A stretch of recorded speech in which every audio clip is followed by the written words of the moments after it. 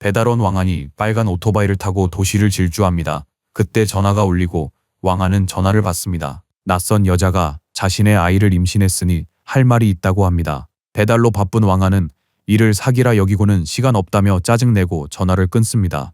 그리고 다시 교통을 뚫고 질주합니다. 왕한이 XX 음식 배달센터에 도착하자 직장 동료들이 밖에서 한담을 나눕니다. 담배 문채, 덩치 큰 동료에게 뭘 중얼거리냐고 묻습니다. 직장 동료는 명망 높은 쉬 가문 딸이 도시 최고 부자 아들과 결혼한다고 말하는데 왕한과는 상관없는 이야기입니다. 그러고는 동료가 아름다운 쉬 가문의 딸 사진을 보여주며 저렇게 완벽한 여자가 못생기고 쓸모없는 비열한 놈인 부잣집 아들과 결혼하는 건 아깝다고 불평합니다. 왕한은 사진을 보고 그 여자가 낯익다는 사실에 깜짝 놀랐습니다. 동료가 핸드폰을 낚아채자 왕한의 기억이 선명해집니다. 그의 직장 동료는 멀쩡한 아가씨가 그런 놈에게 가는 게 아깝지 않냐고 묻지만 왕한은 그녀가 자신을 유혹하려 했던 취한 여자였음을 기억해냅니다. 그 순간 왕한은 방금 전화한 사람이 그 여자임을 깨닫습니다. 그 전화가 결국 사기가 아니었을까?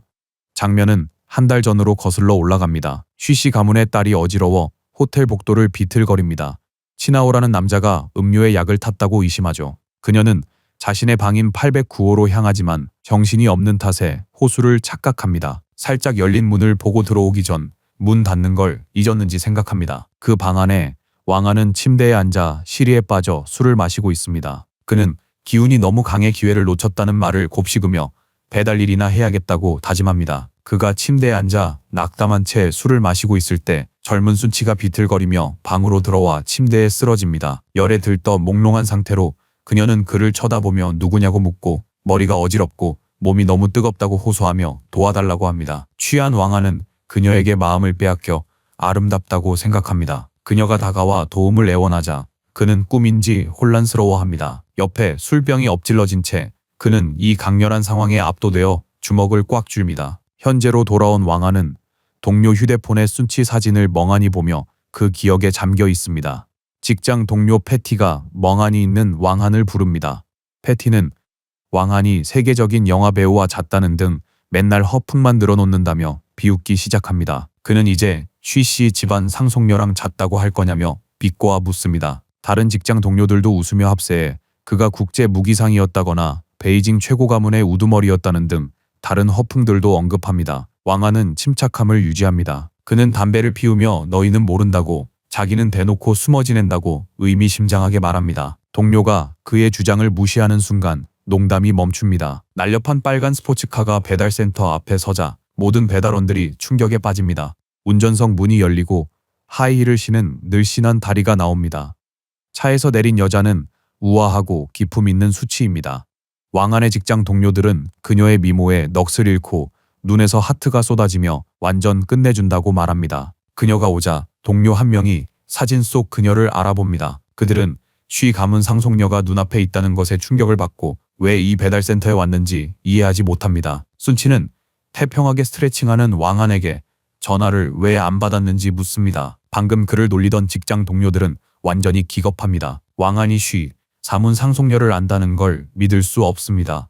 왕한은 부재중 전화 같은 건 못 본 척 태연하게 무슨 일이냐고 묻습니다. 수치는 단도직입적으로 그의 눈을 쳐다보며 임신했고 아이 아빠가 바로 당신이라고 말합니다. 이 폭탄 발언에 동료들은 충격에 빠집니다. 그들은 이 부유하고 아름다운 여자가 친구의 아이를 가졌다는 사실을 믿을 수 없어 소리칩니다. 다시는 왕한을 허풍쟁이라 안 하겠다고 맹세하죠. 왕한 자신도 깜짝 놀라 멍한 듯 눈을 비비며 확실하냐고 묻습니다. 수치는 단호하게 같이 병원에 가서 증명하자고 합니다. 그녀가 차 옆에서 기다리자 동료들은 왕한에게 어서 가라고 재촉합니다. 스트레스 받은 왕한은 동료에게 일을 부탁하고 떠납니다. 두 사람은 빨간 차를 타고 가버리고 놀란 동료들은 뒤에 남습니다. 차 안에는 긴장감이 가득하고 왕한은 아이가 정말 자기 아이인지 묻습니다. 수치는 이렇게 심각한 일을 왜 속이냐며 퉁명스럽게 답해요. 왕한은 단호한 표정으로 아이가 자기 아이라면 두 사람 모두 책임지겠다고 말합니다. 수치는 그를 믿을 수 없다는 눈으로 쳐다보며 배달 일수입으로 어떻게 책임질 거냐고 비웃습니다. 왕한은 개의치 않고 의자에 기대앉아 정직하게 돈 버는 건 문제없다며 두 사람을 부양할 수 있다고 자신있게 말합니다. 수치는 자신이 장밍시 쉬 가문의 일원임을 상기시켜줍니다. 왕하는 신분 자랑이 가장 멍청한 짓이라며 대수롭지 않게 여깁니다. 그의 태연한 태도에 짜증이 난 수치는 가속 페달을 세게 밟고 차가 격렬하게 흔들리면서 왕한의 몸이 앞으로 쏠립니다. 왕한은 일부러 그런 거냐며 소리치고 쉬 가문이 뭐 그리 대단하냐고 묻습니다. 긴장감 넘치던 여정은 큰 병원 앞에 도착하면서 끝이 납니다.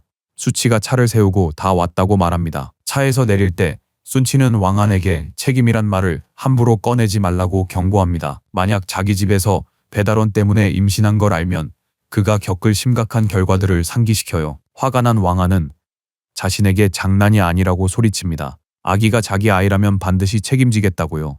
수치는 그의 말은 무시한 채 안으로 들어오라 합니다.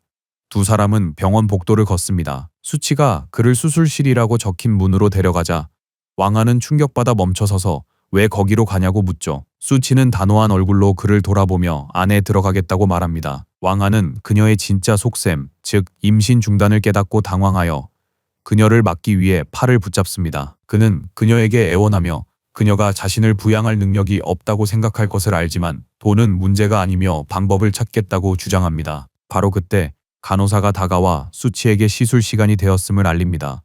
수치는 알 수 없는 희미한 미소를 띠며 왕한을 바라봅니다. 간호사의 말에 동의한 후 왕한에게서 팔을 빼냅니다.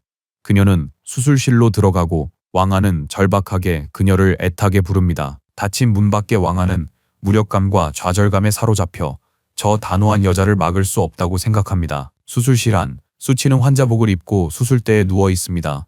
의사가 준비됐냐고 묻습니다. 다른 의사가 긴장을 풀라며 주사기를 준비하자 그녀는 눈을 감습니다. 하지만 시술 직전 마지막 순간에 그녀는 손을 들어 잠시 멈춰달라고 말합니다. 한편 왕한은 대기실에 주저앉아 있습니다. 그녀가 아이를 원치 않는다면 자신은 막을 수 없다고 생각하며 상황을 받아들이기로 합니다.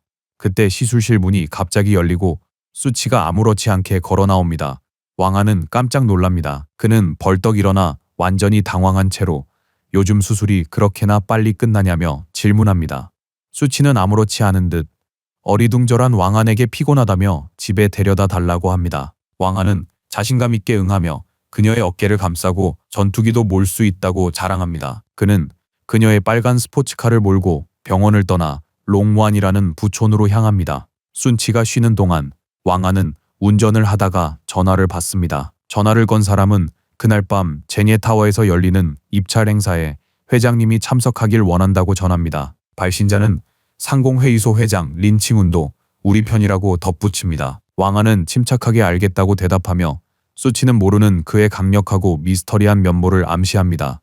그들은 곧 수치 가문의 대저택에 도착하고 왕한은 도착했다고 말하며 순치를 깨웁니다. 그녀는 차에서 내려 가족들이 보기 전에 가라고 말해요. 왕한은 그녀의 안색이 창백한 것을 보고 바래다 주겠다고 하지만 그녀는 차갑게 거절하며 간섭하지 말라고 합니다. 하지만 그녀가 돌아서는 순간 구두굽이 틈에 끼어 중심을 잃고 비명을 지르며 넘어집니다. 왕한은 놀라운 속도로 달려들어 그녀가 땅에 부딪히기 직전 붙잡습니다. 일으켜 세우며 이 얼가나 하고 핀잔을 줍니다. 짜증난 순치가 대묵자 그는 그녀에게 믿을 수 없을 정도로 칠칠치 못하다고 말합니다. 순간 화난 그녀는 그의 옆구리를 꼬집었고 그는 비명을 지릅니다. 갑작스런 힘에 그녀는 얼굴을 찡그립니다. 그녀가 불편해하는 것을 본 왕한은 그녀를 번쩍 안아 올려 놀라게 합니다. 왕한은 순치를 호화로운 집 안으로 옮겨 소파에 앉힙니다. 구급 상자를 열어 넘어져 빈 그녀의 맨발을 치료하기 시작합니다. 순치는 가라고 소리치지만 왕한은 움직이지 말라고 합니다. 막 그녀의 발목을 감싸려는데 두 여인이 들어와 방해합니다. 새로운 사람들은 순치, 엄마 양후 이민과 절친 린 셰프입니다. 순치 엄마는 충격에 딸에게 뭘 하는 거냐고 묻습니다.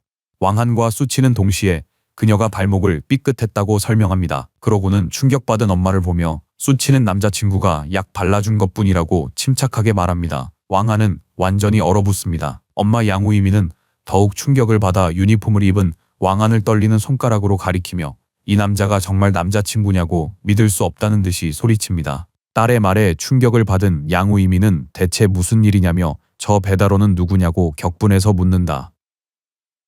잠시 침묵이 흐른 후 수치는 한 발 물러서며 억지 미소를 지으며 엄마에게 농담이었다고 말한다.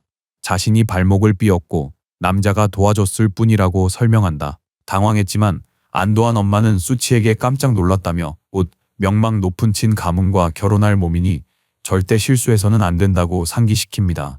조용히 있던 왕아는 엄마의 노골적인 경멸에 기분이 상해 배달원이 뭐 어떠냐고 묻습니다. 양우 이민은 분수에 맞지 않는 상대를 넘보는 하층민이라며 꿈깨라고 비웃으며 소리칩니다. 그 모욕적인 말에 왕한의 얼굴에 분노가 스쳐 지나갑니다. 상황이 악화되기 전에 순치가 끼어든다. 그녀는 왕한에게 가봐도 된다며 도와줘서 고맙다고 차분히 말합니다. 그는 짧게 흥하고는 떠납니다. 그가 멀어지자 수치의 친구 린 셰프는 깊은 생각에 잠겨 그를 지켜본다. 그가 사라지자 양우 이민은 린 셰프에게 수치를 방으로 데려가라고 말한다. 역겹다며 더러운 배달원이 서 있던 바닥을 닦으라고 소리칩니다. 잠시 후 순치의 침실. 린 셰프는 수치를 침대에 앉히고는 그 남자와의 진짜 관계에 대해 바로 묻습니다. 수치는 처음에는 아무 사이도 아니라고 하지만 린 셰프는 속지 않아요. 수치가 그를 쳐다보는 눈빛이 분명 아무것도 없는 사이는 아니었다고 주장하죠. 친구의 직감에 결국 수치는 사실을 고백합니다. 그의 아이를 임신했다고 말이죠. 린 셰프는 수치가 임신했다는 말에 완전히 기겁하며 소리질러요. 그녀는 순치의 판단력을 의심하며 하필이면 왜 배달원이냐고 묻습니다. 수치는 그날 술을 너무 마셔 실수였다며 대수롭지 않게 말합니다. 린 셰프는 수치에게 앞으로 어떻게 할 거냐고 다그치며 막강한 친씨 가문에게 임신을 영원히 숨길 순 없다고 말합니다. 순치가 아이를 낳기로 결심했다 단호하게 말하자 친구는 크게 놀랍니다. 린 셰프는 친구가 제정신이 아니라 생각하죠. 수치는 왕한이라는 남자와 이야기했고 그가 전적으로 책임지겠다고 약속했다며 친구를 안심시키려 합니다. 하지만 린 셰프는 믿지 않습니다. 그녀는 수치에게 소리치며 수 가문의 딸임을 상기시킵니다. 그녀는 왕한이 자신에게 어울리지 않는 배달원이라고 무시하며 친씨 가문이 알면 끔찍한 결과가 있을 거라 경고해요. 설교에 지친 수치는 손을 들어막으며 알아서 하겠다고 말합니다. 그리고 린 셰프에게 왜 다시 왔냐고 화제를 바꿉니다. 린 셰프는 할아버지가 중요 인물과 오늘 밤 입찰 행사에 참석차 장링에 오셔서 자신도 따라왔다고 말합니다. 순치의 시큰둥한 반응에 친구는 짜증이 나요. 갑자기 린 셰프는 표정을 바꾸더니 엄청난 아이디어가 떠올랐다고 말합니다. 린 셰프는 수치에게 다가가 비밀이 새어나갈 경우 배달원에게 강간당했다고 주장하라는 사악한 계획을 속삭입니다. 수치는 정말 끔찍한 생각이라며 역겹다는 반응을 보입니다. 한편 왕한은 수씨 집을 떠나 고급 빌라 단지를 걷고 있습니다. 그는 택시가 없다며 투덜거리다 폰을 꺼내는데 바로 그때 매끈한 검은 차가 옆에 섭니다. 왕한은 정작 남자가 차에서 내리는 것을 봅니다. 백발의 나이든 남자는 왕한에게 다가와 공손하게 도련님이라고 부릅니다. 그는 자신을 주룡 상공회의소 회장인 린칭윈이라고 소개하며 입찰 행사에 모시러 왔다고 설명했습니다. 왕한은 상황을 파악하며 할아버지와의 대화를 떠올리고 모든 것이 계획된 일이었음을 확인합니다. 배달원 3과 대조되는 거대한 권력과의 숨겨진 연결고리가 드러나죠. 왕한은 제안을 수락하며 린칭윈에게 입찰 전에 샤워하고 옷을 갈아입어야겠다고 말한다. 린칭윈은 공손히 동의하며 도련님을 위해 차 문을 열어주며 모든 것을 준비하겠다고 약속한다. 그들은 호화로운 검은색 리무진을 타고 떠난다. 장면은 부유한 손님들로 북적이는 화려한 연회장의 입찰 행사로 바뀝니다. 변신한 왕한이 등장합니다. 그는 배달 재킷 대신 맞춤 정장을 입고 군중을 둘러보며 강하고 자신감 있는 모습을 보인다. 창가에 서 있던 그의 시선이 익숙한 얼굴에 꽂힌다. 바로 수치의 절친 린 셰프가 눈부신 흰색 이브닝 드레스를 입고 서 있었다. 경멸하는 얼굴로 그에게 다가가 이런 고급 행사에 배달원이 왜 있냐고 묻는다. 왕한이 답하기도 전에 그녀는 아르바이트 하냐며 멋대로 결론 짓고 비난조로 묻는다. 왕한이 뭐라 말하기도 전에 그녀는 할 말이 있다며 그의 팔을 잡고 강제로 끌고 갑니다. 좀 더 외진 곳에서 그녀는 그에게 수치가 절친이고 임신한 건 다 당신 때문이라고 합니다. 아이가 태어났을 때 끝까지 책임지지 않으면 후회하게 만들어주겠다고 사납게 경고하자 왕한은 완전히 충격받습니다. 그는 순치가 아이를 지운 줄 알았다고 말한다. 린 셰프는 그가 틀렸고 수치가 아이를 낳기로 했다며 화를 냅니다. 이 소식에 왕한은 충격받아 믿을 수 없다는 듯 그녀의 이름을 외친다. 그는 그녀가 수술받지 않았음을 깨닫습니다. 린 셰프는 그가 망설이자 책임을 회피하려는 신호로 여기고 도망치려 한다면 후회할 거라며 다시 위협합니다. 주장을 강조하려 그녀는 하이힐 굽으로 그의 발을 짓밟았고 왕안이 고통의 비명을 지르자 차갑게 돌아서죠. 린 셰프가 자리를 뜨자마자 연회장엔 입찰 시작을 알리는 안내 방송이 울려 퍼집니다. 순치가 아이를 지켰다는 사실에 왕안은 다시 다급함을 느낍니다. 믿을 수 없어 빨리 일을 마치고 그녀를 찾아가기로 결심합니다. 바로 그때 정장을 입은 한 여성이 다가와 그에게 도련님이라며 깍듯하게 인사합니다. 그녀는 자신을 린칭민 회장님이 보낸 새로운 비서 류웨라고 소개합니다. 왕안은 그녀를 알아본 후 갈 시간이라 말합니다. 두 사람은 위풍당당하게 메인 행사장으로 향합니다. 그들이 자리를 잡자 화려한 옷차림의 남자가 앞으로 나섭니다. 그는 참석자들에게 오늘 입찰의 핵심인 신규 구역 프로젝트는 친 가문이 차지할 것이라고 거만하게 선언합니다. 콧수염을 비비꼬며 존경하지 않으면 후회할 거라고 모두에게 경고합니다. 이 오만한 남자는 친 가문의 장남인 칠레이입니다. 왕안은 자신의 비서에게 저 남자가 누구냐고 질문합니다. 류에는 그가 장링에서 가장 부유한 진 가문의 일원이자 프로젝트의 가장 큰 경쟁자라고 설명합니다. 왕안은 저런 놈이 감히 나랑 경쟁해? 라며 일축합니다. 류에는 진 가문이 프로젝트를 따낸 후 가문과의 정략 결혼을 이용해 위기를 모면할 계획이라고 덧붙입니다.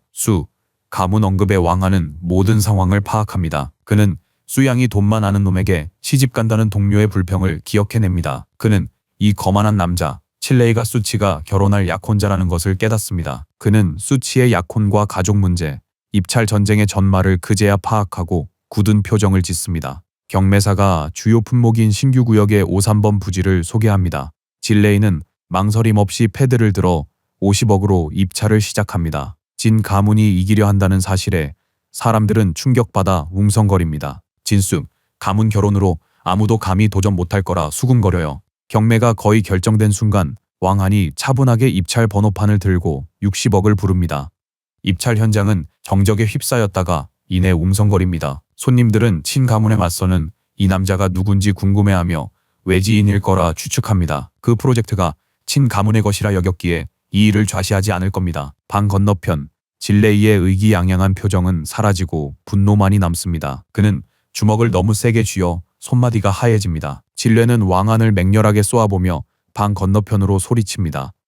대체 누구기에 문제를 일으키냐며 따지죠. 대결이 시작된 겁니다. 질레의 폭발에도 왕안은 침착합니다.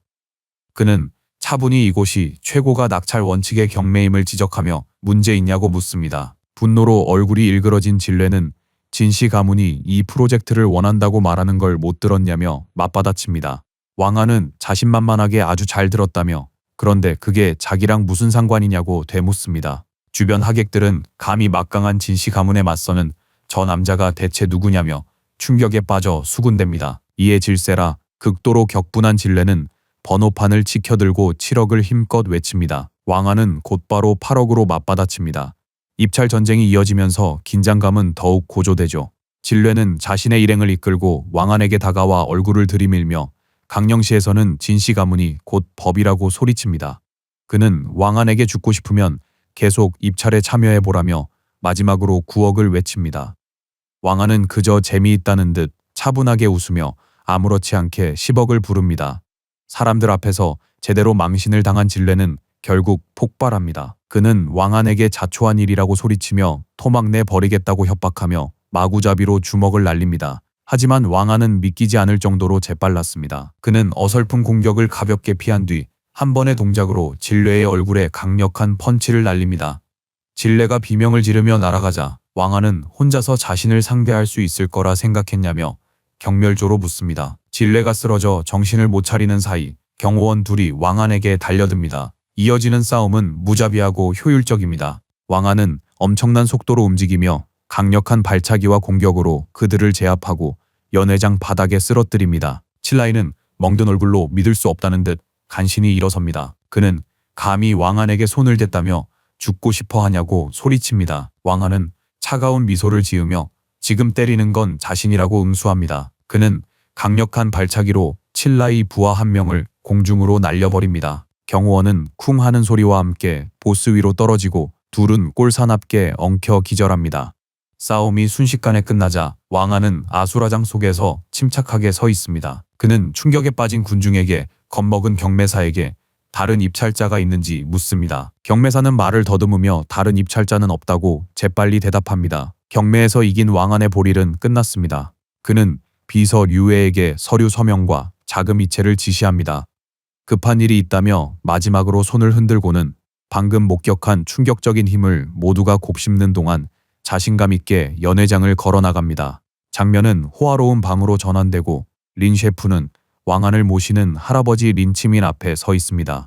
그녀는 왜 급히 불러 경매를 놓치게 했는지 묻습니다. 할아버지는 손님이 오면 조심하라고 당부하시면서 아직 그 사람의 성격을 제대로 파악하지 못했다고 솔직히 말씀하십니다. 린 셰프는 할아버지가 저토록 조심하는 걸 보고 어떤 대단한 사람인지 궁금해하며 비웃습니다. 그때 보좌관이 들어와 회장에게 경매가 끝났음을 알립니다. 린칭윈이 진 가문이 이겼는지 묻자 보좌관은 다른 이가 승자였다고 보고합니다. 린 셰프는 말도 안 된다며 경악합니다. 진 가문이 사업을 놓쳤다는 사실을 그녀는 믿지 못하며 누가 감히 가로챘는지 궁금해합니다. 할아버지는 기다리던 사람이 도착했다고 차분하게 말합니다. 뉴스 기사를 보는 듯한 린 셰프는 휴대폰을 보며 그 사람이 너무 거만하다고 말합니다. 이 소식은 너무 중요해서 미룰 수 없으니 나난 순치에게 전화하러 나간다고 할아버지께 말씀드립니다. 복도를 걸으며 그녀는 생각과 통화에 몰두합니다. 진 가문의 실패가 가문과의 협력을 위태롭게 할까 생각에 잠깁니다. 이 소식을 절친에게 전하려 그녀는 주변을 신경 쓰지 않습니다. 반대편에서 오던 왕안과 그대로 부딪힙니다. 쿵 부딪히며 그의 가슴에 안긴 그녀는 비명을 지릅니다. 화가 나 올려다본 그녀는 그의 얼굴을 보고 경악합니다. 그녀는 왜 또 너냐고 소리치고 앞도 제대로 안 보고 다니는 이 지저분한 배달원에게 큰 소리로 야단칩니다. 하지만 급한 전화가 우선입니다. 그녀는 말없이 서 있는 왕안을 뒤로하고 통화하며 순치에게 중요한 소식을 전하러 발걸음을 옮깁니다. 왕안은 알 수 없는 표정으로 조용히 그녀를 지켜봅니다. 린 셰프가 떠난 뒤 왕안이 린칭민을 만나러 들어서자 노인이 그를 정중히 맞이합니다. 왕안은 경매 볼 일은 끝났다고 확인한 뒤 방금 부딪힌 여자에 대해 무심코 묻습니다. 린칭민은 그녀가 자신의 손녀 린 셰프라고 소개하며 미혼임을 강조합니다. 린 셰프가 왕안을 존경하며 늘 만나고 싶어 했다고 칭찬합니다. 이런 중매 시도에 왕안은 피곤한 듯 적당히 하세요라며 웃어넘깁니다. 화제를 전환하며 왕안은 자리에 앉아 린칭민에게 수치를 아는지 물어봅니다. 린칭민은 그녀가 순씨 가문의 아가씨이며 그 세대에서 가장 뛰어난 인재임에도 불구하고 가문이 아들을 더 선호했기에 주목받지 못했다고 설명해 줍니다. 그는 진씨 가문이 프로젝트를 따낸 후 수씨 가문과 혼인 동맹을 맺으려 했지만 왕안이 개입하면서 그 계획이 틀어졌다고 확인해 줍니다. 호기심을 느낀 왕안은 순치의 일상생활과 연애 경험에 대해 더욱 깊이 질문합니다. 린칭민은 가문이 매우 엄격한 교육을 시키며 수치는 고집이 센 성격이라고 알려줍니다. 그녀는 사람들과 쉽게 어울리지 않으며 아는 한 남자친구도 없다고 말하죠. 이 새로운 정보에 왕안의 얼굴에는 의미심장한 미소가 번집니다. 바로 그때 그의 전화벨이 울립니다. 발신자는 수치. 왕안은 마침 생각하고 있었다며 부드럽게 전화를 받습니다. 전화 너머로 수치는 시간 괜찮냐며 보고 싶다고 말했습니다. 왕안은 바로 좋다고 하며 그녀의 위치를 물었습니다. 이제 급한 볼일이 명확해진 왕안은 자리에서 일어섭니다. 그는 린칭민에게 먼저 가보겠다며 회장님께 보고하라고 말합니다. 왕안이 떠나려 하자 린칭민은 그의 손녀가 왕안처럼 런던 왕립 아카데미를 졸업했다고 마지막으로 어필하며 붙잡으려고 합니다.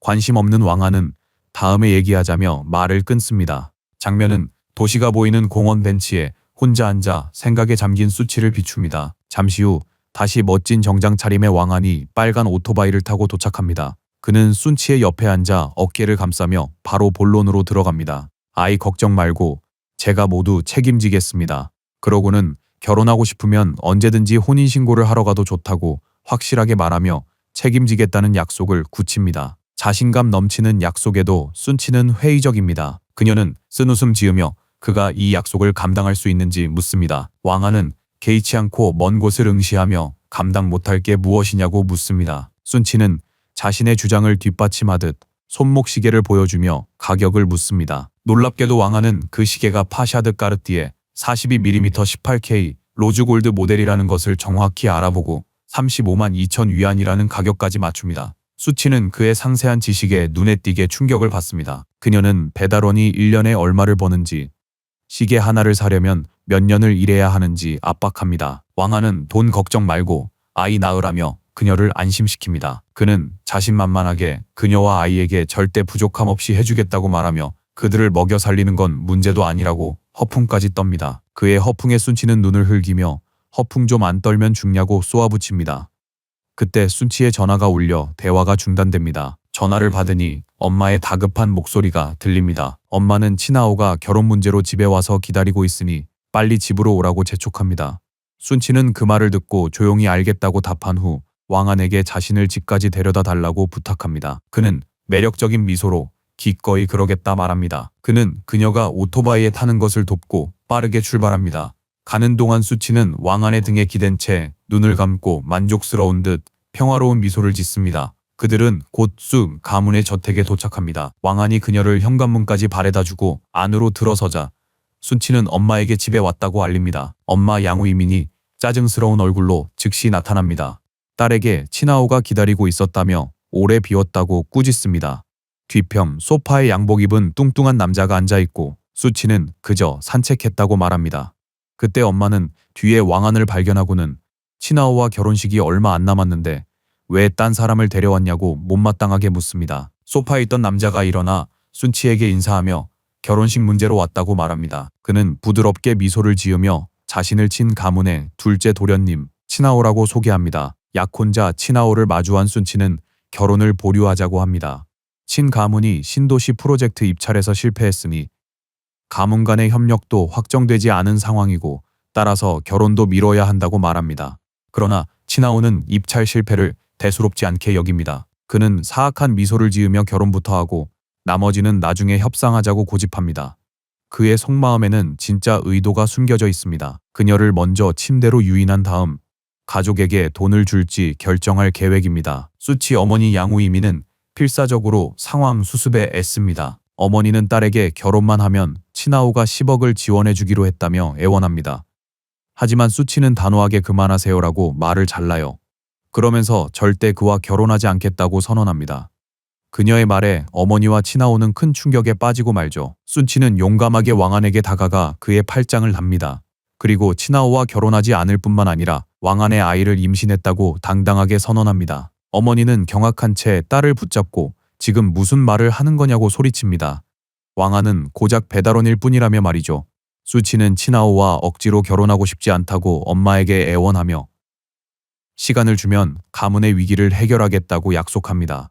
딸의 수치스러운 행동에 격분한 양우이민이 손을 들어 순치의 뺨을 때리려 하지만 그 순간 왕안이 팔을 뻗어 그녀의 손목을 단단히 붙잡아 막습니다. 그는 차갑게 그녀를 보며 배달원이 뭐가 문제냐 묻죠. 그러고는 이익을 위해 자기 딸을 쓰레기 같은 놈에게 팔아넘기는 게 부끄러운 짓 아니냐며 비난의 화살을 그녀에게 돌립니다. 그녀가 더러운 배달원에게 놓으라고 소리치며 발버둥치자 상황은 더 악화됩니다. 이 상황을 지켜보던 치나오 결국 폭발하고 맙니다. 그는 분노로 일그러진 얼굴로 순치에게 손가락질하며 이렇게 음탕하고 밝히는 여자인 줄 몰랐다고 소리칩니다. 그녀가 배달원과 놀아났다고 소리치던 그는 왕안을 죽여버리겠다고 맹렬히 분노합니다. 순치는 충격에 멍하니 서 있을 뿐이었습니다. 치나오가 움직이기도 전에 왕안이 번개처럼 움직입니다. 그는 치나오의 뺨을 강하게 후려쳤고 치나오는 비틀거리다 바닥에 쓰러집니다. 왕안은 놀란 순치를 뒤로 끌어당겨 보호합니다. 그는 쓰러진 치나오를 노려보며 수치가 자신의 아이를 임신했으니 내 사람인데 누가 감히 건드리려 하냐고 소리칩니다. 바닥에 쓰러진 치나오는 왕안이 자신을 때렸다는 사실에 경악하며 소리친다. 극도로 분노한 그는 근처 테이블에 무거운 잿더리를 집어들고 죽여버리겠다며 부부에게 달려듭니다. 왕안은 차분히 미소 띠며 순치에게 자기 뒤에 서라고 했고 순치는 초조하게 수긍한다. 치나오가 잿더리를 휘두르며 달려들자 왕안은 힘들이지 않고 공격을 피한다. 그는 단숨에 치나오의 턱에 강력한 펀치를 날리고 치나오는 그대로 나가떨어지며 잿더리를 놓칩니다. 정신 잃은 치나오를 보며 왕안은 감히 내 여자를 건드렸냐며 말합니다. 왕안은 분이 덜 풀려 쓰러진 남자를 덮쳐 멱살을 잡고 오늘 따끔하게 가르쳐주겠다 말하죠. 치나오의 고통스러운 비명은 무시한 채 그의 얼굴에 무자비한 주먹을 퍼붓습니다. 필사적인 비명이 울려 퍼집니다. 남자가 다시 주먹을 휘두르려는 순간 순치가 그만하라고 외칩니다. 바로 그때 누가 감히 이따위 무례한 짓을 하냐는 위험 있는 목소리가 울려 퍼집니다. 위압적인 무리가 들어서는데 앞장선 사람은 희고 긴 수염에 지팡이를 든 위험 있는 노인이었습니다. 순치는 충격과 두려움에 찬 눈으로 그를 바라보며 할아버지라고 부릅니다. 가문의 가장이 나타나자 모두가 얼어붙습니다. 순치의 할아버지는 다른 가족들과 함께 쓰러져 있는 치나오와 낯선 남자 옆에 있는 순치, 그리고 충격에 빠진 순치 어머니를 둘러봅니다. 노인은 모든 것을 들었다며 싸늘한 표정을 짓습니다. 할아버지는 날카로운 눈빛으로 손녀를 보더니 지팡이로 바닥을 내리치며 묻습니다. 그녀가 이 배달부의 아이를 임신한 것이 사실이냐고요. 수치는 조용히 체념한 채 사실이라고 인정합니다. 이 고백의 수 가문 전체는 큰 충격과 혼란에 빠집니다. 그들은 말도 안 되는 상황이라며 막강한 친 가문의 심기를 건드려서는 안 된다고 소리칩니다. 분노로 얼굴이 일그러진 할아버지는 당장 아이를 낙태시키는 것만이 유일한 해결책이라고 소리칩니다. 그러나 치나오는 힘겹게 몸을 일으키며 반대 의사를 표합니다. 그는 수치에게 아이를 지워도 그녀 같은 년은 절대 자신의 집안에 발을 들일 수 없을 것이라 소리쳤고 수 가문은 이에 경악했습니다. 그 상황은 걷잡을 수 없이 악화되었습니다. 그들은 순치를 오냐오냐 키웠다며 서로를 탓하고 이제 수 가문은 끝장이라며 통곡하기 시작합니다. 수치는 그들의 비난 속에서 슬픔이 가득한 얼굴로 조용히 서 있습니다. 결국 그녀는 폭발하여 그만 싸우라고 합니다. 정신적, 신체적 스트레스가 극에 달하자 그녀는 고통에 울부짖으며 어지러움에 머리를 감싸쥐었습니다. 쓰러지기 직전 왕안이 그녀를 붙잡았습니다. 그는 그녀를 꽉 붙잡고 무서워 말라며 데려가겠다고 안심시킵니다. 그가 그녀를 안아 올리자 부모를 포함한 가족들이 달려들어 그 더러운 배달부에게 그녀를 놓으라며 다리를 부러뜨리겠다고 위협합니다. 왕안은 경멸 가득한 눈으로 그들을 돌아보며 당신들이 인간이긴 하냐고 묻습니다. 그는 더 이상 말없이 이제는 거의 정신을 잃은 순치를 안고 집 밖으로 걸어나갑니다. 그녀의 부모가 길을 막아서자 그는 힘들이지 않고 그들을 걷어차 버립니다. 그는 문 앞에 멈춰서서 얼어붙은 가족들을 돌아봅니다. 그는 차갑고 단호한 목소리로 순치를 데려가겠다고 선언하며 불만 있는 사람 있냐고 묻습니다. 가족들은 그를 막을 엄두도 내지 못합니다. 왕안은 기절한 순치를 안고 아무도 반대하지 않으니 가겠다고 충격에 빠진 가족들에게 말합니다. 그는 아수라장수 가문 저택에서 그녀를 고층 아파트로 데려옵니다. 그는 들어와 아직 의식 없는 순치를 소파에 조심히 눕힙니다. 그 순간 지갑에서 카드가 미끄러져 바닥에 떨어집니다. 그녀가 쉬는 걸 확인한 왕안은 카드를 발견하고 주었습니다. 그는 카드를 보고는 오늘이 그녀의 생일임을 알고 놀랍니다. 부잣집 딸인데도 아무도 그녀의 특별한 날을 기억 못해준 것 같아 그에게 연민이 솟았습니다. 잠든 그녀를 보며 그는 자신의 능력을 보여주겠다고 그녀는 내 여자임을 다시 다짐합니다. 약 20분 뒤 순치가 뒤척이기 시작합니다. 그녀는 천천히 일어나 졸리고 어지러운 듯 눈을 비비며 여기가 어디인지 궁금해합니다. 바로 그때 왕안이 앞치마를 두르고 다른 방에서 나옵니다. 그는 음식 그릇을 내밀며 깨어났으니 배고플 거라고 말합니다. 순치는 식탁으로 걸어갑니다. 왕안이 그녀를 위해 특별히 만든 화려한 음식이 차려져 있습니다. 과일과 치즈 플래터, 여러 음료, 그리고 찜 요리 등 다양한 음식에서 풍겨오는 맛있는 향기에 수치는 감탄을 금치 못합니다. 왕안은 자기 요리 실력이 너무 뛰어나서 두바이 공주님도 울고불고 매달릴 맛이라고 자랑합니다. 그의 허풍에 웃음이 터진 순치는 자랑 안 하면 죽는 병 걸렸냐고 묻습니다. 자리에 앉아 식사를 시작하자 수치는 진지해집니다. 수치는 왕안에게 오늘 죽는다는 말을 금지하자고 말하고 왕안은 의아해합니다. 그가 채 묻기도 전에 왕안은 깜짝 선물을 꺼냅니다. 그는 촛불 하나 켜진 분홍 케이크를 꺼냅니다. 자신감 있는 미소로 놀란 순치에게 케이크를 건네며 생일 축하를 전합니다. 뜻밖의 선물에 순치는 놀라 입을 가리고는 생일을 어떻게 알았냐고 물었습니다. 왕안은 으스대며 자기가 좀 대단하지 않냐고 묻네요. 벅찬 감정의 순치는 눈시울을 붉히며 말을 잇지 못합니다. 이를 본 왕안은 감동해서 우는 거냐며 울어도 괜찮다고 장난스럽게 그녀를 놀립니다. 그러면서 자기 어깨는 국제적인 슈퍼모델도 빌릴 수 없는 거라며 으스댑니다. 그의 터무니없는 자신감에 긴장이 풀린 순치는 진심으로 웃음을 터뜨립니다. 왕안은 어서 먹어보라고 하죠. 한 입 먹은 순치는 맛을 인정했고 왕안은 자신있게 당연하다고 대답합니다. 두 사람이 식사 후 왕안은 케이크에 소원을 빌라고 합니다. 수치는 눈을 감고 두 손을 모은 채 조용히 고개를 끄덕입니다. 순간이 지나자 왕안은 진지하게 그녀에게 계획을 묻습니다. 수치는 그를 진지하게 보며 자신들을 책임지겠다는 약속을 지킬 거냐고 묻습니다. 왕안은 아니라고 안심시키며 그녀에게 도전적으로 묻습니다. 과연 자신 같은 배달원과 결혼할 용기가 있느냐고요. 발끈한 순치는 자리에서 일어나 자신 있다고 외치며 그가 책임지지 못하면 그냥 재혼하겠다고 덧붙입니다. 이 말을 들은 왕안은 결심한 듯 바로 다음 날 혼인신고를 하자고 말합니다. 그녀는 굳은 결심을 한 듯 두렵지 않다며 동의합니다. 왕안은 만족스럽게 웃으며 그렇게 결정됐다고 말합니다. 그때 왕안의 전화가 울리면서 두 사람의 대화가 끊겼습니다. 순치에게 전화 받아야 한다 말하자 그녀는 고개를 끄덕입니다. 그는 발코니로 나가 통화하죠. 전화 너머에서 샤오화라는 사람이 다급한 목소리로 그에게 위험을 경고합니다. 왕안을 보스라 부르는 샤오화는 히드라라는 암살자가 그를 죽이러 장寧시로 오고 있다고 말합니다.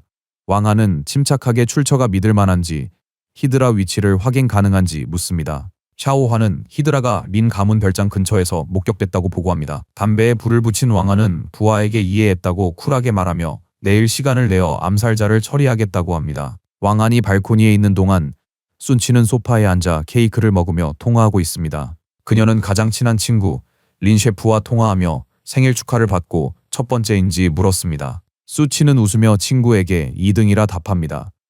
린 셰프는 깜짝 놀라 누가 1등이었는지 치나오는 아니길 바란다고 즉시 묻습니다. 순치는 발코니를 힐끗 보며 그 사람이라고 말합니다. 친구는 격분하며 어떻게 그 배달부와 다시 엮이게 됐냐고 따집니다. 케이크를 한 입 더 먹는 순치는 깊은 한숨을 쉬며 놀란 린 셰프에게 기나긴 이야기가 있지만 내일 혼인신고를 할 것이라고 전합니다. 이 소식에 친구는 충격에 빠져 배달부와 결혼한다니 미쳤냐며 당장 어디냐고 캐묻습니다. 순치는 차분하게 그의 집에 있다고 대답합니다. 린 셰프는 그녀를 진정시키며 방법을 찾아내겠다고 약속합니다. 할아버지가 아는 경매 우승자인 미스터리한 거물을 찾아가 순치를 도와달라고 애원하겠다고 선언하죠. 하지만 갑자기 전화가 끊기고 수치는 영문을 몰라 합니다. 한편 발코니에서 왕안의 긴장된 대화는 계속됩니다. 그의 부하는 이틀 전 큰 아가씨가 그의 행방을 물었다는 더 걱정스러운 소식을 전합니다. 왕안은 샤오화가 자신이 장寧시에 있다고 했는지 다그치며 심각해집니다. 부하는 공주님의 성질을 알기에 어쩔 수 없었다며 따르지 않았다면 거세당했을 거라고 초조하게 설명합니다. 그 소식에 왕안은 말문이 막혀 라이터를 떨어뜨립니다. 믿었던 부하의 배신에 그는 격분하여 전화에 소리친다. 샤오화는 공주님의 집안 배경이 사장님과 아주 잘 어울린다며 그저 받아들이라고 상황을 무마하려 했습니다. 왕안은 화가 나서 그녀가 언제 오는지 다그쳐 묻는다. 샤오화는 사장의 분노에 신호 핑계를 대고는 전화를 끊어버렸고 왕안은 분노에 휩싸였다. 발코니에 홀로 남겨진 그는 좌절감에 휩싸여 쪼그려 앉은 채 상황이 매우 좋지 않다고 생각합니다. 바로 그때 전화 알림이 울립니다. 그는 짜증을 내며 누가 또 귀찮게 하는지 확인합니다. 화면에는 처음 보는 번호로 온 문자가 보입니다. 발신자는 자신을 린 칭윈의 손녀 린 셰프라고 소개합니다. 그녀는 메시지에서 사업 제휴를 제안하며 이 도시가 처음인 그에게 수 가문과 신규 지구 프로젝트에서 협력하면 서로 이득일 거라고 말합니다. 친구를 돕고 싶었던 그녀는 동의하면 어떤 부탁이든 들어주겠다는 과감한 제안을 합니다. 그녀의 당돌한 제안을 읽은 왕안은 배짱이 두둑하다며 피식 웃습니다. 거의 동시에 그의 전화가 울립니다. 린 칭윈이었습니다. 손녀의 문자를 이미 알고 있었던 겁니다. 그는 손녀가 일으킨 소동에 대해 거듭 사과합니다. 왕안은 괜찮다고 차분하게 말합니다. 주도권을 쥐인 왕안은 린 칭윈에게 두 가지 지시를 합니다. 첫째, 내일 가져갈 저격 소총과 총알 2발을 준비해. 둘째, 순치에게 신규 지구 프로젝트의 모든 권한을 전적으로 위임하고 수 가문의 누구도 개입하지 못하게 하라는 것이었다. 린 칭윈은 망설임 없이 젊은 주인의 명령에 따르겠다고 답한다. 왕안이 발코니에 있는 동안 순치는 아파트 침대에 누워 독서를 하며 쉬고 있었다. 그때 가장 친한 친구인 린 셰프에게서 문자가 온다. 흥미로운 소식이 담긴 문자였다. 린 셰프가 신규 지구 프로젝트를 따낸 거물과 연락이 닿았다는 것이다. 그녀는 수치에게 순 가문과 협력하기로 했고 무엇보다 순치가 책임자가 되어야 한다고 주장했다고 알립니다. 다음날 만나 세부 사항을 논의할 것입니다. 수치는 기쁨에 겨워 내일 만나자고 즐겁게 답장한다. 바로 그때 왕안이 들어오다 그녀의 밝은 표정을 보고 무슨 좋은 일 있냐고 묻는다. 그녀는 그를 배달부로만 보았기에 어차피 모를 프로젝트 일이라며 말을 아꼈다. 수치는 그가 자신을 발견하자 놀란 듯했고 왕아는 책 읽는 습관이 있을 줄 몰랐다며 놀렸다. 그는 얼굴이 닿을 듯 가까이 다가가 당신이 모르는 내 모습이 훨씬 더 많을 거라고 속삭인다. 그가 가까이 다가오자 당황한 순치는 얼굴을 붉히며 더듬거리며 뭐 하는 거냐고 결혼에 동의한 게 그런 뜻은 아니라고 말한다. 하지만 왕아는 아무렇지 않게 침대에서 베개를 집어든다. 그는 피곤하면 쉬라며 자신은 소파에서 자겠다고 말한다. 방을 나서며 그는 임산부가 침대에서 독서하는 건 좋지 않다며 무심하게 말했고 수치는 얼굴을 붉히며 아무 말도 하지 못했다. 침대에 누운 그녀는 왕안이 뭔가를 할 거라고 생각했던 자신에 민망해했어요. 다음 날 아침이 밝았죠. 아파트 발코니에서 왕안은 한 손 물구나무 팔굽혀펴기라는 힘든 운동을 하고 있었습니다. 잠옷 차림의 순치가 밖으로 나와 그를 지켜봤어요. 재밌다는 듯이 두꺼비 자세 연습하냐고 농담했죠. 그는 부드럽게 착지한 뒤 용반수라는 기술이라 알려주는데 그녀는 처음 듣는 이름이었죠. 그는 이게 보여주기식 무술이 아니라 진짜 살인 기술이라며 몇 가지 재빠른 동작을 선보였어요. 수치는 궁금증에 평범한 배달원이 왜 위험한 기술을 배워야 하냐 물었죠. 왕아는 멈춰서 그녀를 바라보며 아버지의 지혜를 전했어요. 무술로 갈등을 막고 가족을 지키라고요. 수치는 깊이 감명해 왕안 아버지의 지혜에 동의했어요. 화제를 돌려 왕안이 아침과 세면 도구를 준비했다고 말했어요. 감동한 그녀는 그가 그렇게 세심할 줄 몰랐다고 말했습니다. 그는 자신만만한 미소를 띠며 아직 모르는 게 많다고 대답했어요. 밥을 먹고 나서 자기 집에 같이 가야 한다고 말하자 그녀는 왜냐고 물으며 어리둥절해했죠. 그는 혼인신고를 하려면 호구부가 필요하다고 설명했어요. 자기 같은 배달원과 결혼하는 게 정말 괜찮겠냐며 짓궂게 놀렸죠. 이에 발끈한 순치는 그가 망설이는 줄 알고 화를 냈죠. 그녀는 무서울 거 없다며 당장 혼인신고하게 서두르라고 소리쳤죠. 오토바이로 걸어가며 수치는 현실적인 문제를 꺼냈어요. 부모님을 먼저 배워야 할지 물었죠. 왕아는 그럴 필요 없다며 아기가 태어난 후에 얘기해도 된다고 일축했죠. 순치는 어리둥절하며 왜 기다려야 하냐고 물었어요. 왕아는 씩 웃으며 가족이 그녀를 싫어할까봐 걱정된다고 말했어요. 아이가 태어나면 가족들이 상황을 받아들일 수밖에 없다고 생각한 거죠. 이 말을 들은 수치는 허리에 손을 얹고는 자기가 대릴 사위라도 드린다는 거냐며 쏘아붙였어요. 왕아는 장난스레 그녀를 보며 외모, 몸매, 성격 모두 칭찬했으나 집안 배경이 좀 부족하다고 덧붙였어요. 이에 기분이 상한 수치는 자기가 도대체 얼마나 대단하냐고 따져 물었고 왕아는 크게 웃으며 너무 심각하게 생각하지 말고 빨리 오토바이에 타라고 말했어요. 순치는 하고는 그의 뒤에 올라탔죠. 왕아는 허리를 꽉 잡으라 하고는 도로를 질주했어요. 하지만 그들은 지켜보고 있다는 걸 몰랐죠. 숨어있던 치나오와 그의 부하가 두 사람이 떠나는 것을 봤어요. 부하가 역겹다는 듯이 전현이 배달부 놈이랑 밤을 보냈다며 도련님, 이제 어떻게 할 거냐고 물었어요. 치나오가 격노한 얼굴로 잔인하게 명령했어요. 배달부 놈은 죽여버리고 그녀 같은 년은 호텔로 끌고 오라고 명령했어요. 부하가 주먹을 쥐어 보이더니 바로 부하들을 데리고 뒤쫓겠다고 말합니다. 왕안과 수치가 시내를 달리던 중 왕안은 백미러로 흰색 밴이 뒤쫓아오는 걸 보고는 미행당하고 있음을 알아찹니다. 재빨리 생각해 순치에게 계획이 바뀌었다고 말했죠. 그는 볼 일이 있어 먼저 집에 가서 짐을 챙기라 했고 위험을 모르는 그녀는 동의합니다. 왕안은 속도를 내어 추격자들을 따돌립니다. 계획대로 왕안은 순치를 안전 가옥으로 데려다 줍니다. 그녀가 안전히 들어가자 그는 오토바이에 다시 올라타 추격자들의 시선을 끌며 질주합니다. 흰색 밴은 그를 부유한 동네로 쫓아 추격을 시작합니다. 왕안은 의도적으로 선택한 크고 현대적인 빌라로 그들을 유인한 후 멈춰섭니다. 그는 오토바이에서 내려 기다리는 듯 서 있습니다. 그는 빌라 2층 발코니를 힐끗 보다가 숨어있는 뾰족머리 남자를 발견하고 매복임을 확신합니다. 발코니 남자는 자신이 발각된 것을 깨닫습니다. 왕안은 흔들림 없이 빌라로 걸어갑니다. 적들이 모두 이곳에 모였으니 한 번에 처리해야 할 때라고 생각하면서요.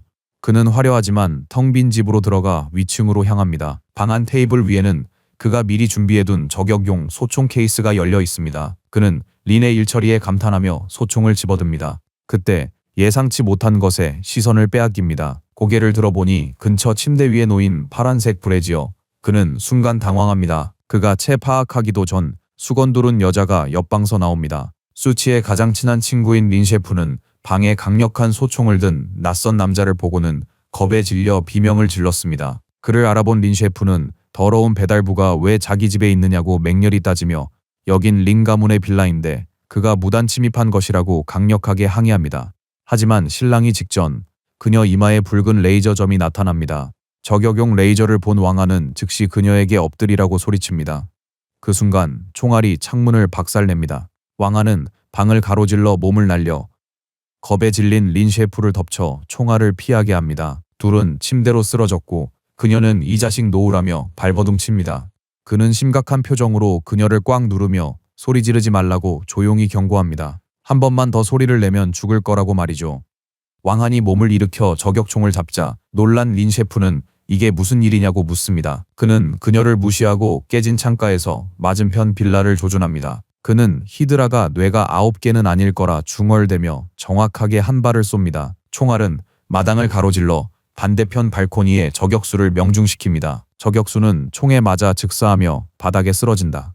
왕아는 가볍게 경례하며 무기를 내리고 히드라가 너무 쉽게 처리됐다며 실망감을 드러낸다. 자축할 틈도 없이 겁에 질린 린 셰프가 그를 붙잡고 집에 총이 왜 있는지 따져 묻는다. 하지만 그때 왕아는 다른 위협을 감지하고 신경이 곤두선다. 두 번째 총알이 날아와 다른 각도에서 창문을 박살냅니다. 놀라운 속도로 반응한 왕아는 그녀에게 엎드리라고 다시 소리치며 몸으로 그녀를 덮쳐 보호했습니다. 그들이 바닥으로 쓰러지자 총알은 방금 서 있던 자리를 스쳐 지나가 뒤쪽 벽에 박힙니다. 린 셰프와 바닥에 엎드린 왕아는 밖에 공격수가 더 있음을 알아찹니다. 그는 재빨리 침대에서 그녀의 옷가지를 집어 미끼로 허공에 던집니다. 그는 암살자 히드라, 승합차 괴한, 새 저격수까지 상대할 적들을 떠올립니다. 그는 상대할 손님이 많다고 냉혹하게 결론 내리죠. 미끼가 먹힌 겁니다. 적이 움직임을 감지하고 발포하자 왕아는 자신의 소총으로 정확하게 조준합니다. 그 뒤에서는 겁에 질린 린 셰프가 지켜보고 있었고 그는 두 번째이자 마지막 총알로 반격했습니다. 총알은 허공을 가로질러 다른 곳에 숨어있던 저격수를 명중시켜 쓰러뜨립니다. 그 순간 근처 옥상에 있던 또 다른 암살자가 창문을 향해 총알을 퍼부으며 세 번째 위치에서 강력한 엄호 사격이 시작됩니다. 왕아는 린 셰프를 잡고 소파 뒤로 몸을 숨깁니다. 뒤쪽 벽은 총알 세례를 받습니다. 제압당한 그녀는 소리치며 그를 변태라 부릅니다. 총격이 멈추자 왕아는 벽에 박힌 적의 탄피 하나를 침착하게 뽑아냅니다. 탄피를 자세히 살피던 그는 바닥에 새겨진 독특한 육각별 휘장을 발견합니다.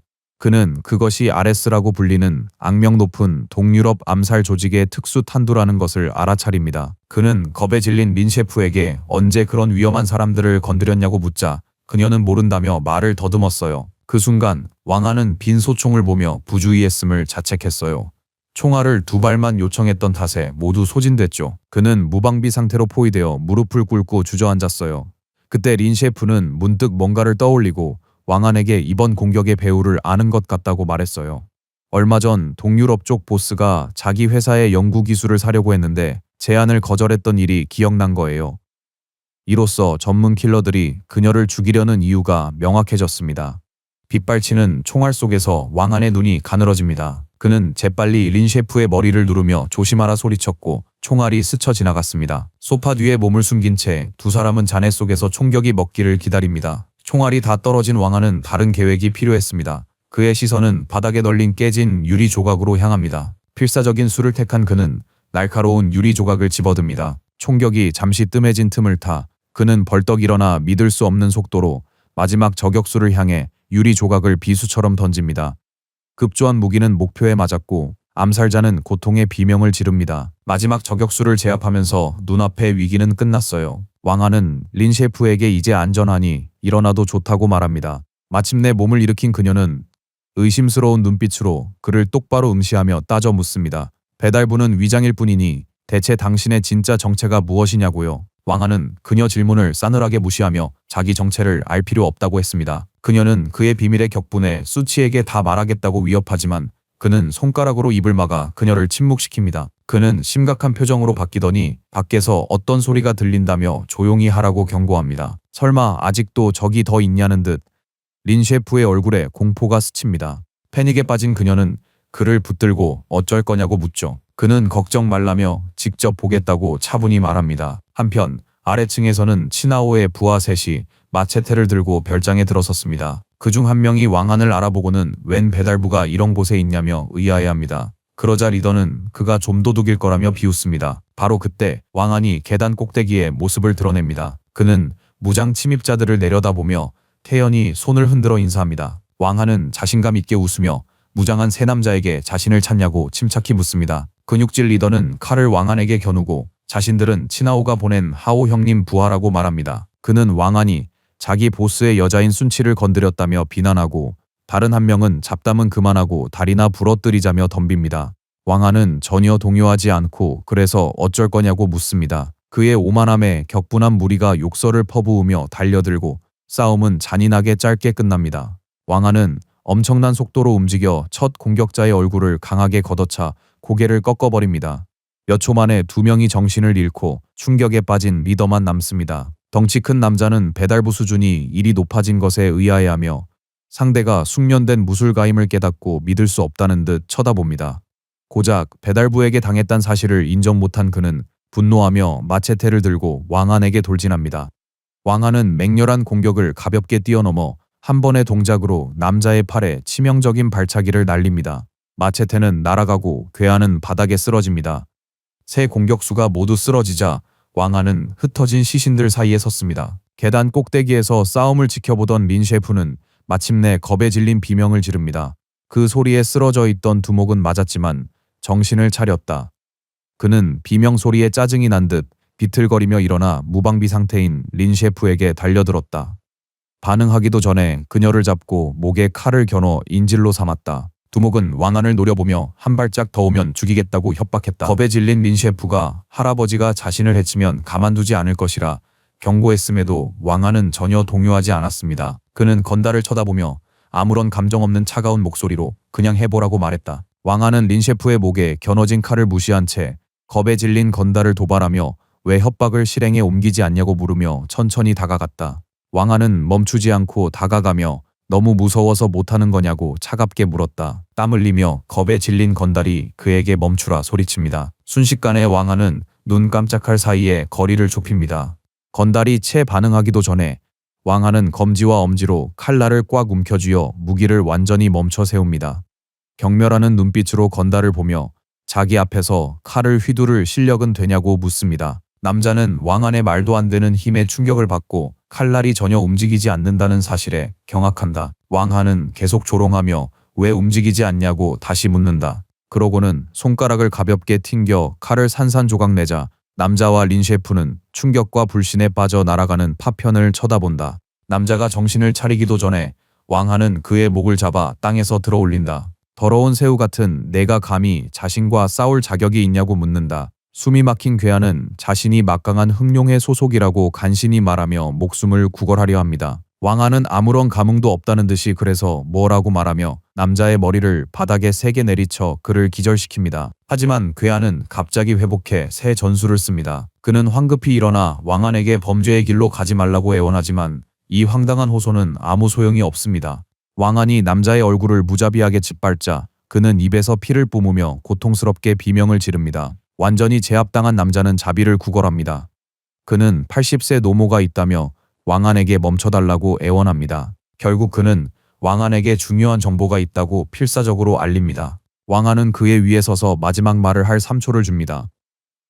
남자는 재빨리 결정적인 정보를 털어놓습니다. 하오 형, 바로 치나오가 이미 수치를 찾아갔으며 왕안이 서두르지 않으면 너무 늦을 거라는 소식에 왕안은 충격에 빠집니다. 이 중요한 정보를 더 일찍 말하지 않은 것에 분노한 그는 마지막으로 한 번 더 걷어차 정신을 잃게 만듭니다. 바로 그때 문을 세게 두드리는 소리가 들리고 밖에서 경찰이라고 외치는 목소리가 들려옵니다. 즉시 떠나야 한다는 것을 깨달은 왕안은 린 셰프에게 순치를 찾으러 갈 테니 뒷수습을 부탁한다고 말합니다. 마지막으로 자신을 봤단 말을 아무에게도 하지 말라고 지시합니다. 왕안이 뛰쳐나가자 그녀는 잘 말하겠다며 가보라고 합니다. 잠시 후 경찰 2명이 빌라로 들어옵니다. 경찰관이 린 셰프에게 신분증을 보여주며 무슨 일인지 묻습니다.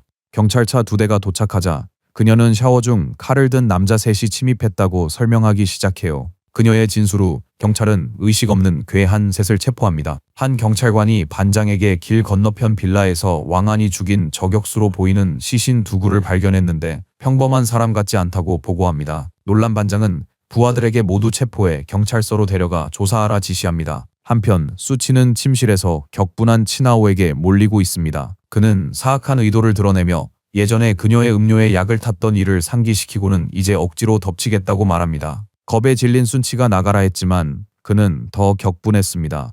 그는 배달부를 죽이러 사람을 보냈고 그들이 일을 끝내면 그의 앞에서 덮치겠다고 비웃습니다. 마지막으로 달려들며 그는 그녀를 죽을 때까지 가지고 놀겠다고 맹세합니다. 친아오는 발버둥 치는 수치를 침대에 눕힙니다. 그녀는 놓으라 말하지만 그는 아무도 널 구할 수 없으니 마음껏 소리치라며 비웃죠. 그는 사악하게 웃으며 그 배달부는 자기 앞가림도 못할 테니 오늘 밤 널 가질 거라고 덧붙입니다.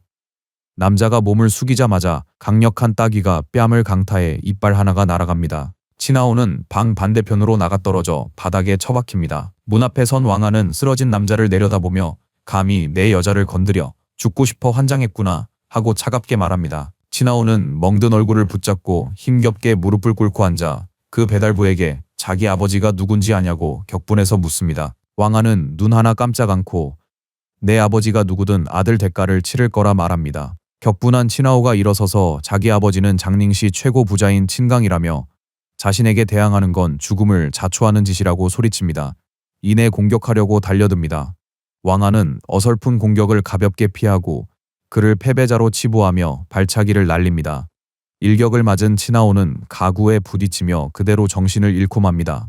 왕아는 겁에 질린 순치에게 다가가 이제 다 끝났으니 무서워하지 말라며 부드럽게 말합니다. 순치가 와줘서 다행이라고 말하자 왕아는 그녀를 품에 안습니다. 그는 순치를 꼭 안고 자신이 있는 한 누구도 그녀를 건드리지 못할 거라 안심시킵니다. 한편 얻어맞은 친아오는 비틀거리며 일어나 방을 나가면서 그 더러운 배달부에게 두고 보라며 마지막 협박을 외칩니다. 급한 위험이 사라지자 순치는 왕안을 올려다보며 지금 몇 시냐고 묻습니다. 왕안은 영문을 몰라 무슨 일이냐고 대묻습니다. 그녀는 회사 중요한 회의를 깜빡했다며 함께 가줄지 묻습니다. 왕안은 따뜻하게 미소 지으며 망설임 없이 어디든 함께 가주겠다고 약속합니다. 순치와 왕안은 빨간 스포츠카를 타고 크고 현대적인 회사 건물에 도착합니다. 차에서 내리자 한 사람이 순치에게 다가와 류 사장님이 회의실에서 기다리고 계신다고 말합니다. 안으로 들어선 순치는 정장 입은 여성에게 늦었다며 사과합니다. 류 사장이라고 불린 그 여성은 다름 아닌 왕한의 비서 류애였습니다. 그녀는 왕한을 보고 깜짝 놀라 도련님이라고 부를 뻔하지만 왕한이 재빨리 손짓으로 막습니다. 왕한은 재치를 발휘해 그녀의 어깨에 팔을 두르며 오랜 동창인 척합니다.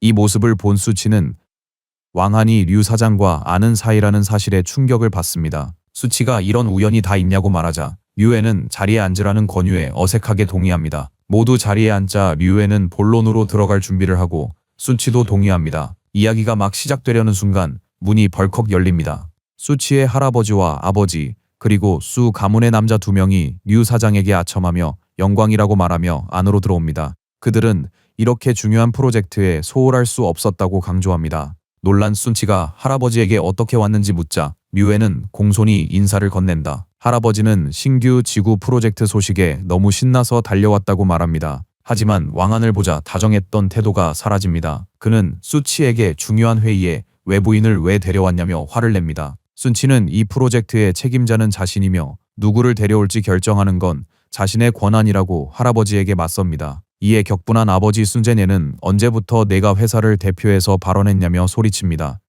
그는 순치를 무시하며 자격 없으니 오빠에게 자리를 양보하고 류 사장께 물이나 따르라고 명령하죠. 바로 그때 한 젊은 남자가 희죽거리며 앞으로 나서 자신을 술레이라고 소개합니다. 그는 류 사장에게 프로젝트는 자신과 논의하자며 순치는 발언권이 없다고 무시합니다. 순치가 할아버지에게 이 프로젝트는 자신 것이라고 항의하려는데 아버지가 말을 자르며 물이나 따르라고 소리칩니다. 마침내 수치의 삼촌 순진종이 마지막 일격을 가합니다. 그는 의기양양하게 수치에게 이제부터 모든 회사 일은 술레이에게 넘기라고 말하며 곧 결혼할 몸이니 자신의 분수를 알라고 상기시킵니다. 수 가문이 순치를 내치려고 하자 왕한이 마침내 입을 엽니다. 그는 팔짱을 낀 채 강렬한 눈빛으로 지금 뭐 하는 거냐고 묻고 이 프로젝트는 원래 순치에게 주어졌음을 상기시킵니다. 이 말에 격분한 순치의 할아버지는 왕한에게 닥치라며 내가 무슨 자격으로 나서냐고 소리칩니다. 술레이는 의기양양하게 끼어들어 배달원 남자친구를 둔 순치를 조롱합니다. 그는 할아버지에게 순치가 이 남자의 아이를 임신했다고 말합니다. 이 폭로에 할아버지는 격분합니다. 왕안을 가리키며 수치에게 저 천박한 쓰레기를 당장 내쫓으라고 소리칩니다. 그리고 그와 그의 개는 회사 출입 금지라고 선언합니다. 수치는 왕안을 감싸며 그가 무슨 일을 하든 정직하게 돈을 버는 것이니 할아버지가 그를 모욕할 권리는 없다고 맞섭니다. 그녀의 반항은 노인을 더욱 화나게 할 뿐입니다. 절망적인 상황에 왕안은 수치와 함께 일어섭니다. 그는 가족들이 파렴치하다며 자신의 조건을 말합니다. 이 사업은 오직 수치만이 맡아야 합니다. 할아버지는 그에게 맞서며 고작 배달부 따위가 무슨 권리로 요구를 하냐고 따집니다. 왕안은 대답 대신 긴장한 듯한 류에게로 향합니다. 그는 그녀를 옛 동창이라 부르며 부탁을 들어달라 합니다. 그는 수치가 약혼녀이니 이 사업은 그녀에게만 맡겨져야 한다고 말합니다. 그의 위압적인 시선에 류에는 마지못해 동의합니다. 수레이는 충격받아 수치는 무책임하고 회사에 대해 아는 게 없다며 자신이 더 나은 선택이라고 류 사장에게 따지려 합니다. 하지만 왕안의 지시를 따르는 류에는 그를 무시하고 할아버지께 직접 말합니다. 저희 회사는 수치님하고만 협력할 것이고 수가문이 동의하지 않으면 다른 파트너를 찾을 겁니다. 할아버지는 망연자실에서 상사를 만나게 해달라고 요청하지만 류에는 결정타를 날립니다. 그녀는 자신에게 정권이 있고 할아버님은 대표님을 만날 자격이 없다고 알립니다. 가혹한 말에 노인은 가족들 앞에서 완전히 패배하고 굴욕감에 휩싸여 땀만 흘린 채 말문이 막힙니다. 완전히 패배한 수치의 아버지 수제니에는 재빨리 태도를 바꿉니다. 그는 류 사장에게 화내지 말라며 수치를 책임자로 앉혀 요구를 들어주겠다고 약속합니다. 그의 장인어른 역시 협력관계만 성사되면 수치가 진행해도 괜찮다며 동의했습니다. 만족한 류에는 오늘 계약을 체결하겠다고 말합니다. 이제 주도권을 잡은 류에는 순치 옆에 서서 나머지 수씨 가족을 해산시킵니다. 그녀는 수치와 계약 세부 사항을 단둘이 논의해야 하니 나가도 좋다고 알립니다. 이 일을 제기할 힘이 없는 순제니에는 동의할 수밖에 없고 망연자실한 장인을 부축해 방을 나갑니다. 패배한 남자들이 줄지어 나가자 술레이가 아버지에게 항의하려 하지만 재빨리 제지당하고 쫓겨납니다. 그들이 사라지자 왕안은 문이 닫히는 것을 능글맞은 미소로 지켜보며 저런 어리석은 광대들이 굴욕을 자초했다고 생각합니다. 이에 류에는 전문적으로 수치에게 계약서를 건넵니다.